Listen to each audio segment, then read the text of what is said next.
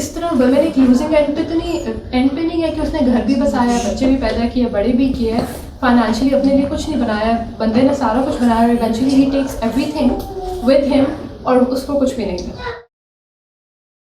دوسری بات کو پہلے لے لیتے ہیں. یہ جو مغرب کے اندر ہوتا ہے وہ یہ ہے کہ زندگی کے اندر جب آپ کوئی پراپرٹی پہلا گھر لے رہے ہیں تو اس میں آپ ریاست نے فیصلہ کر دیا ہے کہ جو آپ کی شریک حیات ہے وہ برابر کی حیثیت سے اس میں شریک ہو جائے گی. تو یہ تو دنیا کا معاملہ ہے اور یہ بڑی اچھی چیز ہے, بڑی مستحسن چیز ہے. اس کا تعلق وراثت کی تقسیم سے نہیں ہے, زندگی میں یہ معاملہ ہو جاتا ہے اور انہوں نے اس کو لازم کر دیا. کیوں لازم کیا ہے؟ کیونکہ ہم یہ دیکھتے ہیں کہ اختلاف ہوتی ہے سوسائٹی میں. جب شوہر دنیا سے رخصت ہو جائے یا شوہر طلاق دے دے تو پھر وہ عورت جس نے اپنی پوری زندگی اس گھر کے لیے دی ہے وہ بے آسرا اور بے سائبان کھڑی ہوتی ہے. تو اگر کسی جگہ پر اس طرح کی لیجسلیشن کی جاتی ہے تو دین کو اس پر کوئی اعتراض نہیں ہوگا. آ جاؤ آ جاؤ.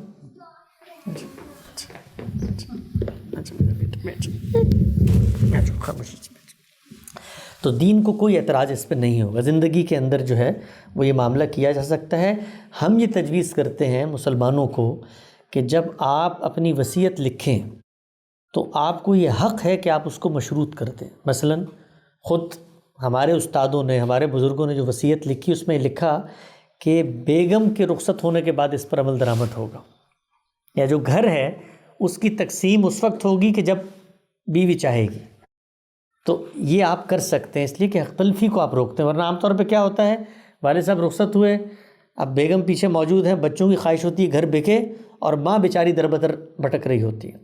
تو مردوں کو اس کی کوشش کرنی چاہیے کہ جب وہ وصیت لکھیں, اور آپ سب کو وصیت لکھنی چاہیے, خاص طور پہ جن کی بچیاں ہیں ان کو تو لازماً وصیت لکھنی ہے, اس لیے کہ بچیوں کو جو مال دین نے طے کیا وہ بچ جاتا ہے آخر میں. ماں بقیہ میں سے 2/3 آپ دیتے ہیں تو وہ بقیہ مال کہاں جائے گا, اس کے بارے میں وصیت کریں. چاروں آپشن ہیں اس کے لیے. آپ بچیوں کے حق میں بھی وصیت کر سکتے ہیں, آپ کسی غیر کے حق میں بھی وصیت کر سکتے ہیں, آپ کلالہ رشتہ داروں کے حق میں بھی وصیت کر سکتے ہیں.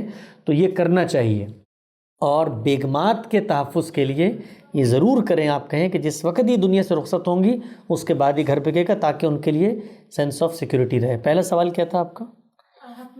حق مہر جو ہے وہ صرف اور صرف ٹوکن ہوتا ہے, ایک سمبولک جیسٹر ہے اس بات کا کہ مرد جو ہے وہ عورت کے فائنینشیل برڈنس کو اٹھائے گا.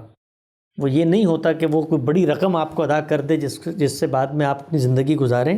محض ایک ٹوکن ہوتا ہے, اور ٹوکن ہمیشہ سمبولک ہوتا ہے. آپ گھر بھی جب خریدنے جاتے ہیں تو 1-2 ہزار روپے شروع میں دیتے ہیں, ٹوکن دیتے ہیں, تو وہ اصل میں آپ کی کمٹمنٹ کا اظہار ہوتا ہے. تو کمٹمنٹ کا اظہار آپ کی فائنینشیل اسٹیبلٹی کے لحاظ سے ہونا چاہیے. اگر کوئی ارب پتی آدمی ہے تو اس کو ٹوکن بھی 1-2 کروڑ روپے کا دینا چاہیے. ہمارے ہاں جو یہ ہوتا ہے 32 روپے 8 آنے مہر فاطمی, یہ یعنی اس کانسیپٹ کے خلاف ہے. اس زمانے میں یہ ٹوکن ہوتا تھا, اور جو دینے والا ہے اس کی فائنینشیل اسٹیبلٹی اتنی ہوتی تھی. آج کے زمانے میں آپ کو اس لحاظ سے ٹوکن دینا ہے. جہاں تک بات ہے سپریشن کا, تو اس کے بعد اگر بچے ہیں تو نان نفقے کی ذمہ داری مرد پہ دین نے عائد کی ہے. اور اس دور میں عدالت جو ہے وہ اپنے لحاظ سے فیصلہ کر سکتی ہے, اور عدالتیں فیصلہ کرتی ہیں. بلکہ امریکہ میں آپ کو بھی بات کرنی ہے, کیا کہنا ہے؟ 6 little ducks. تو خاتمہ کرتے ہیں. وہ یہ ہے کہ ریاست اگر چاہے تو وہ پابندی عائد کر سکتی ہے.